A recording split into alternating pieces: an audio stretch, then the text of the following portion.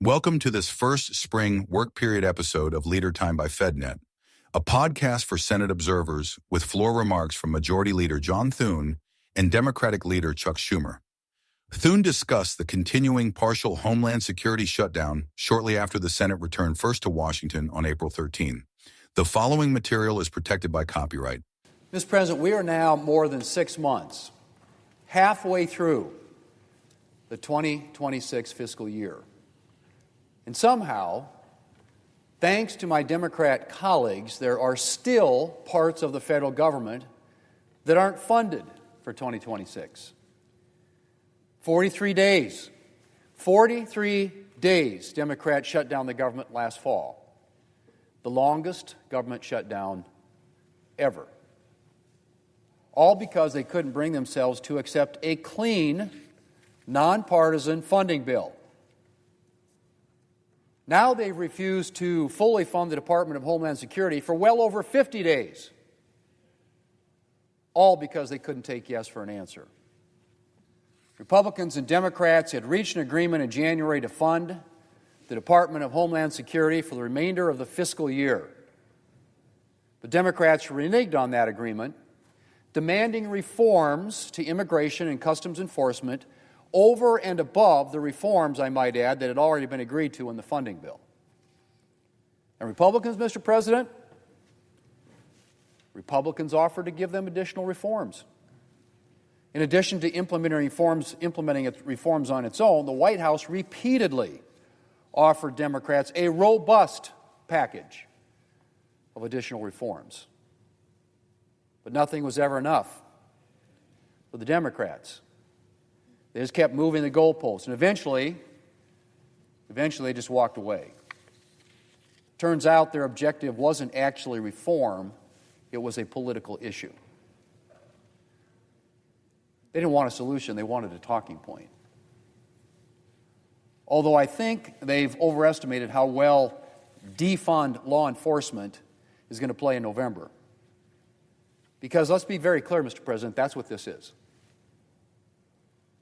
If this were about making reforms to some of the ways law enforcement does business, then Democrats would have accepted reforms. But they didn't. Instead, shortly before Easter, Democrats voted to defund law enforcement at the Department of Homeland Security. They voted to defund deportation of criminal illegal aliens, individuals guilty of things like murder, assault, and sexual crimes against minors. They voted to defund drug interdiction. They voted to defund the DHS arm that investigates transnational criminal organizations, narcotic smuggling, and human traffickers. They voted to defund border security. That's right, Mr. President. Democrats voted to defund U.S. Border Patrol. Apparently, the Biden administration, with its 4 years of record-breaking illegal immigration, was not an anomaly. Democrats really don't believe in defending our borders. I have to say, Mr. President, it's mind-boggling.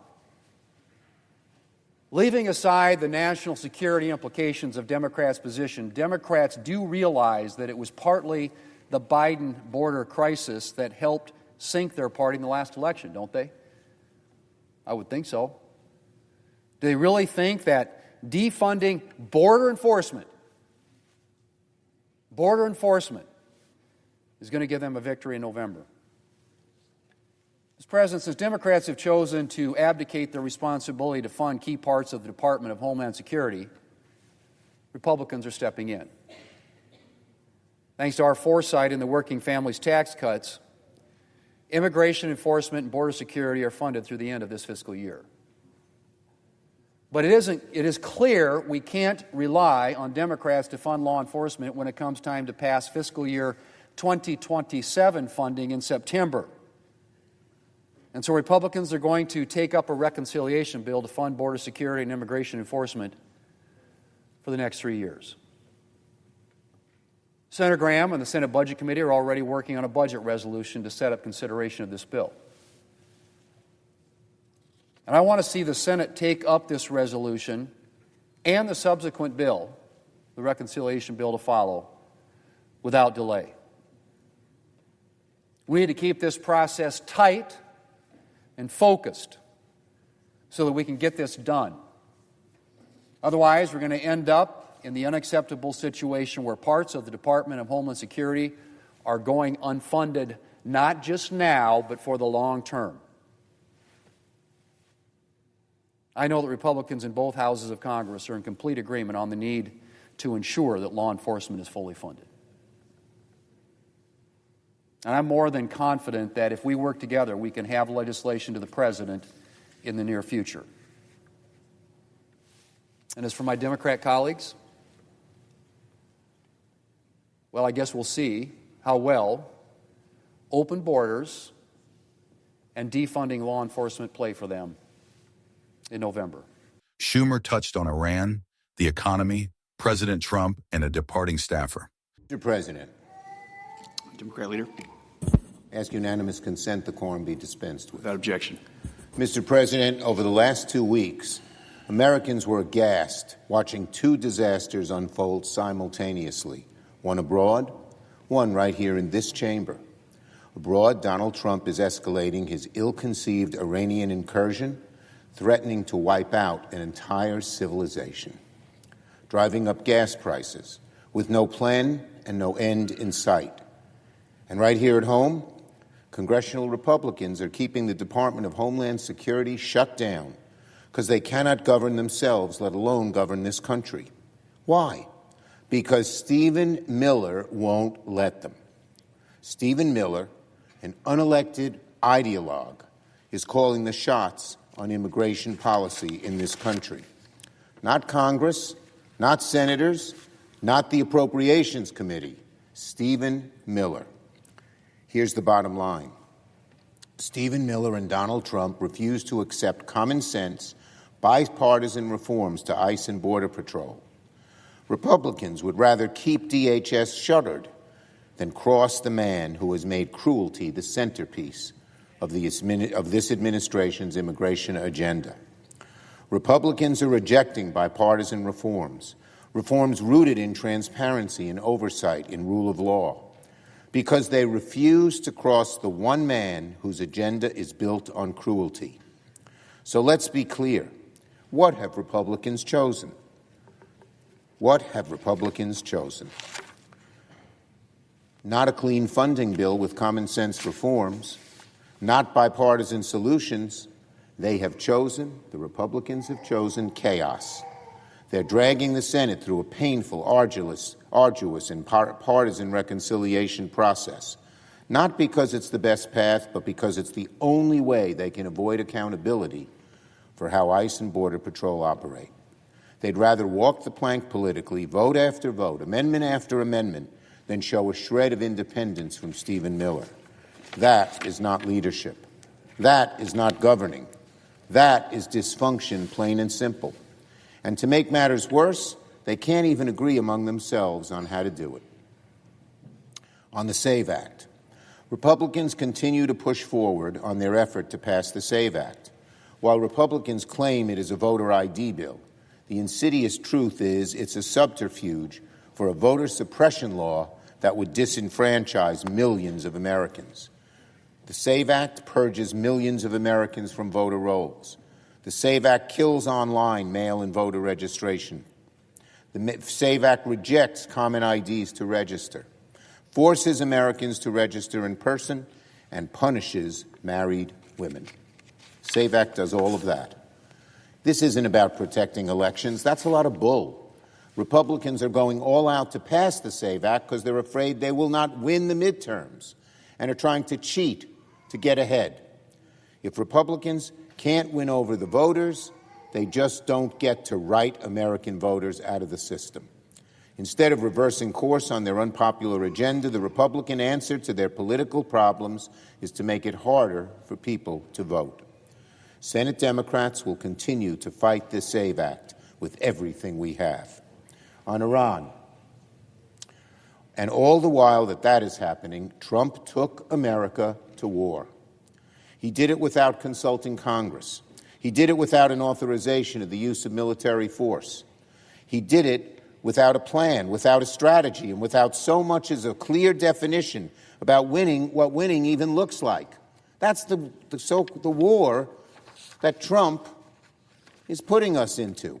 Now, 44 days later, everything is worse than when Trump started this war. His leadership of the war might as well be called Operation Epic Failure. The Strait of Hormuz, chaos. The Iranian regime, still standing. Gas prices at the highest level in years. Iran's nuclear ambitions, exactly the same. American credibility in the world, worse. This war planning is an epic failure, and it all belongs to Donald Trump. Just look at what the war's done to the American economy. Energy costs surged in March, led by a more than 20% increase in the price of gasoline, accounting for roughly 3/4 of the entire month's inflation increase. Gas prices remain above $4 a gallon nationally. Oil is over $100 a barrel. And U.S. inflation is soaring on higher energy costs, far ahead of where it was before this war started. Companies are adding fuel surcharges. Small businesses across the country are being squeezed between rising costs and customers they cannot afford. Now it looks like, as long as oil prices keep driving up inflation, interest rates are going to remain higher for longer. This is the Iran war tax American families are paying every time they fill up the tank, every time they buy groceries, every time they book a flight. This is one of the very worst military and foreign policy operations that the United States has ever taken. And now let's talk about the Strait of Hormuz, because nothing captures the chaos of this administration's non-strategy better than what happened this weekend. Donald Trump spent weeks demanding Iran reopen the strait. He threatened to bomb power plants. He threatened to bomb bridges. He issued ultimatum after ultimatum. And then this Sunday, he announced that the United States would begin blockading the very strait he was demanding remain open. What folly! But it gets worse. While all this was playing out, the Trump administration was quietly allowing Iran to sell its own sanctioned oil on the global market, actively financing the war being waged against us. Trump is financing the war that Trump started against. Trump is giving finances to be used against us in the war he started, because they had no other way to keep gas prices from rising even further. And guess who gets a hall pass to sell gas and oil? Another active enemy, Russia and Putin, who are giving battlefield intelligence to Iran to target and kill our troops and use the billions they get from the Trump oil sanction exemption to finance their war of aggression against our ally, Ukraine. This is not a strategy. This is not a diplomatic solution. That is not a plan. That's chaos, and it's an epic failure. Talks with Vice President J.D. Vance and Iranian officials in Islamabad fell apart in less than a day, with each side blaming the other. And what has the Republican majority in this chamber chosen to do while this dramatic disaster of a war that Trump started unfolds? Absolutely nothing. They're silent, and their silence is deafening. There have been no hearings. There have been no investigations. There have been no attempts to stand up to Trump. Well, our service members deserve better than this. Republicans had 3 opportunities to stop this war by passing a war powers resolution. Republicans have fallen in behind Donald Trump, and they own Operation Epic Failure as much as Trump does. And that's why, again this week, Democrats will force a vote on a war powers resolution to stop hostilities in Iran and return the power to go to war back to Congress, where it always should be. Republicans will once again have the chance to do the right thing and vote to end this war. To my Republican colleagues, history is going to record this moment. It's going to record whether you stood up for the Constitution or whether you handed your power away to a president who threatened to wipe out an entire civilization and then turned around and blockaded the very strait he demanded Iran open. And this chamber is not a spectator. Congress must do its job and make sure that no president, not this one, not the next one, can drag this country into war alone and without consequence. It's a time to put an end to Operation Epic Failure. On Pope Leo. Last night, Donald Trump reached a new low when he insulted Pope Leo, the first American pope, by calling him, among other things, weak on crime and too liberal. What is going on in that man's head? Trump said this in response to the Pope's comments during Easter Sunday, calling for peace. It's the same Donald Trump who has called the Bible his favorite book on the campaign trail but can't name a single verse, who sells a Trump-branded presidential election of the Bible made in China for $100, and who we all remember held up a Bible in front of St. John's Episcopal Church here in D.C. after ordering protesters for racial justice tear-gassed. Maybe Trump has forgotten what's written in that Bible, or more likely, he never knew it in the first place. Trump followed up his criticism of Pope Leo by posting an AI-generated of himself. Trump followed up his criticism of Pope Leo by posting an AI-generated image of himself as a Christ-like figure. Can you believe this? Can he get any lower? The sort of behavior that makes a mockery of millions of Christian Americans, many of whom voted for Trump and who fervently believe that Jesus Christ is the Son of God. More broadly than that, it's a disgusting affront to anybody who expects an American president to lead with dignity. Trump's defenders will no doubt manage to find a way to hand-wave or ignore this latest temper tantrum, his blindly loyal and devoted Catholic vice president included. Can you imagine if a Democrat had done this, the outcry we'd be hearing? But really, how much clearer could it be that the despised villains we read about in the New and Old Testament, power-drunk and violent authoritarians like the Babylonian king Nebuchadnezzar or King Herod of Judea, bear many parallels to Donald Trump, who, let me repeat, has viciously attacked Pope Leo for calling for peace in the world. If King Herod had a Truth Social account in the first century, I think he'd probably describe Jesus Christ, who saved the penitent thief crucified alongside him, as weak on crime as well. The shortest verse in the Bible is Jesus wept. Maybe Donald Trump can manage to remember that one. And finally, last but certainly not least, Alex. My dear Alex. In May of 2019, I hired a new national press secretary to join my leadership team. He had a strong resume, he had glowing recommendations, but I'll admit, the fit took a little getting used to. I'm from New York, he's from Los Angeles. I've been in the Senate a long time, he came straight from the House. He wears his glasses properly. I never have. And when things got stressful, he somehow got calmer, which I never quite understood. But over the next 7 years, that press secretary from L.A. became one of my most trusted advisors and closest confidants. His name is Alex Nguyen.